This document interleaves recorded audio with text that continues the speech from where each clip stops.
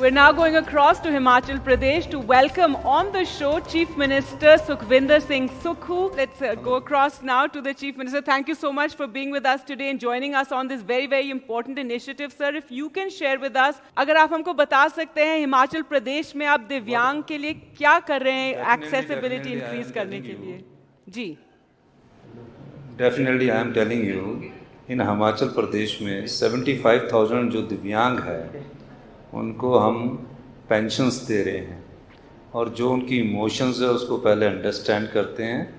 उस अंडरस्टैंड करने के बाद जैसे कि बस स्टैंड्स है, प्राइवेट बसेस है या गवर्नमेंट बसेस है, उनके लिए रैंप की सुविधा उपलब्ध करवा रहे हैं। जहाँ रैंप नहीं होता वहाँ रेलिंग के साथ, वहाँ रेलिंग की सपोर्ट से उनको उनके व्हील चेयर के माध्यम से उनको हॉस्पिटल्स में हम सुविधा उपलब्ध करवा रहे हैं।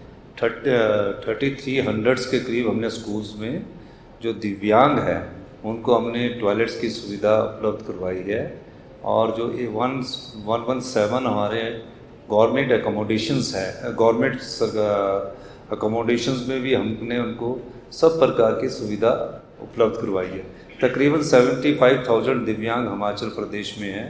सबको हम पेंशन देते हैं, उनके हिसाब से उनके लिए पेंशन का कोई क्राइटेरिया नहीं है। उनको अपनी लाइवलीहुड के लिए उनके पेरेंट्स जो उनके ख्याल रखते हैं, उसके अलावा सरकार भी उनको पेंशन की सुविधा उपलब्ध करवाती है।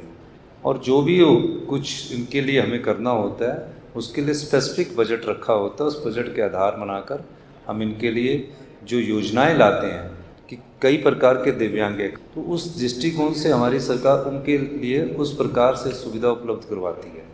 तो मेरा ये मानना है कि हिमाचल प्रदेश में और भी बहुत कुछ करने की ज़रूरत है, क्योंकि ये एक ऐसा वर्ग है जिसकी तरफ ध्यान देने की हम सब लोगों को ज़रूरत है और समय के अनुसार इनको बजट एलोकेशन करने की भी बहुत अधिक ज़रूरत है।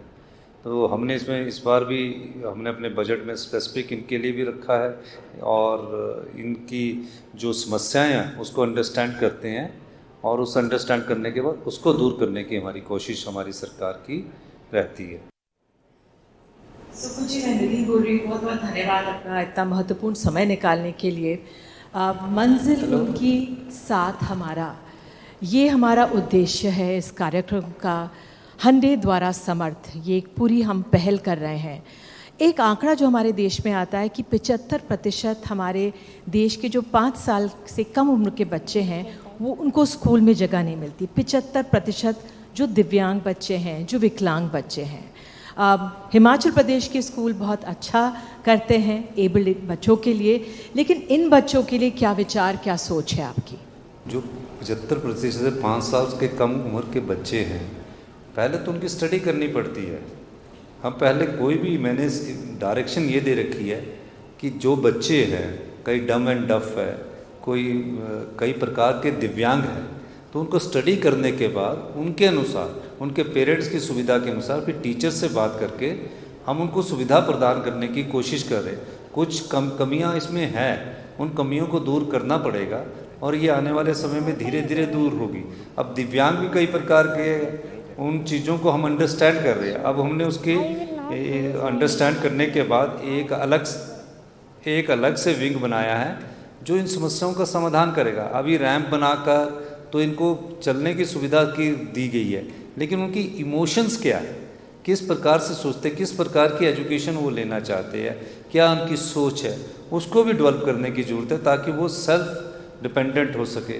तो उस दृष्टिकोण से भी हमारी सरकार उनके लिए एक नीति लेकर आने वाली है। बिल्कुल सर, आज एक सुझाव आया हमारे साथ, जो लोग मौजूद थे उनका ये कहना था कि स्कूलों में अगर एक शिक्षक है जो देख नहीं पाते उन छात्रों के लिए, लेकिन जो सुन नहीं पाते उनका क्या होगा, या जो चल नहीं पाते क्या होगा, या उनको कक्षा में एकदम पीछे बिठाया जाता है। उस लिहाज से आप क्या अपनी सरकार में बदलाव लाना चाहेंगे या अपने जो शिक्षा का क्षेत्र है स्कूलों को निर्देश देना चाहेंगे, जो शिक्षक हैं उनको भी, क्योंकि ऐसे तमाम वाक्य आज लोगों ने बताए हमें कि किस तरह से शिक्षकों का बर्ताव होता है, क्या उसमें बदलाव लाएंगे? आप कुछ निर्देश जारी करेंगे? नहीं, आपको ये बताना चाहता हूँ, उनके लिए स्पेशल टीचर की रिक्रूटमेंट की है हमने। जो बच्चे हैं उनके स्पेशल टीचर की रिक्रूटमेंट किया और किसी भी दिव्यांग से मेरा ख्याल है कि हिमाचल प्रदेश में कहीं उन्हें पीछे नहीं बिठाया जाता। उनको अहमियत दी जाती है, और बच्चे भी इतने समझदार है कि जो दिव्यांग होता है उसको पहले आगे रखते हैं, उसके साथ बातचीत करते हैं। ऐसी स्थिति हिमाचल प्रदेश में नहीं है कि जो देख नहीं सकते, जो सुन नहीं सकते, जो बोल नहीं सकते, उनके लिए हमने स्पेशल ट्यूटर रिक्रूट किए हुए हैं। तभी मैंने आपको शुरू में ही कहा कि हम किस प्रकार का दिव्यांग है, उसको किस प्रकार के टीचर की ज़रूरत है, उसके इमोशन क्या सोचते हैं, ये सब चीज़ों को हम अंडरस्टैंड करने के बाद उन्हें सुविधा देते हैं। सरकार के पास उनके लिए पैसे की कोई कमी नहीं है। अब सर बिल्कुल हम लोग संवेदनशील हो जाएं, ये बहुत महत्वपूर्ण है। 3 कदम जो आप सोच रहे हैं आज इस कार्यक्रम के बाद आप अपने प्रदेश में तुरंत लागू करना चाहेंगे हमारे समाज के इस वर्ग के लिए? देखिए, कोई भी दिव्यांग जो होता है पहले तो उसके इमोशंस की रिस्पेक्ट करनी पड़ती है। उस इमोशन की रिस्पेक्ट में उसके पेरेंट्स करें, टीचर करें, स्टूडेंट्स करें या सोसाइटी और करें, उस रिस्पेक्ट को बहुत सम्मान देना चाहिए, पहली बात। दूसरी, उसे अपने सेल्फ डिपेंडेंट करने की कोशिश करनी चाहिए।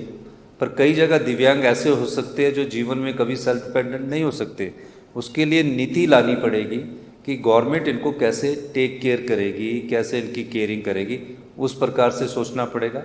तीसरा, जो जीवन में बनना चाहते हैं, जैसे कोई बहरा है, गूंगा है या देख नहीं सकता है, उनका पूरी तरह से सरकार ख्याल रखना चाहिए और उन्हें उनकी जो सोच है और जो वो जीवन में बनना चाहते हैं उस हिसाब से उनकी मदद करनी चाहिए। ये मेरा कहने का मतलब है। सर आपका सुझाव जो हंडे द्वारा समर्थ ये हम पहल शुरू कर रहे हैं, क्या आपको लगता है किस ओर, किस दिशा में इनको फोकस करना चाहिए आपके राज्य में? सही नहीं, हमने तो अपने राज्य में फोकस करना शुरू कर दिया है।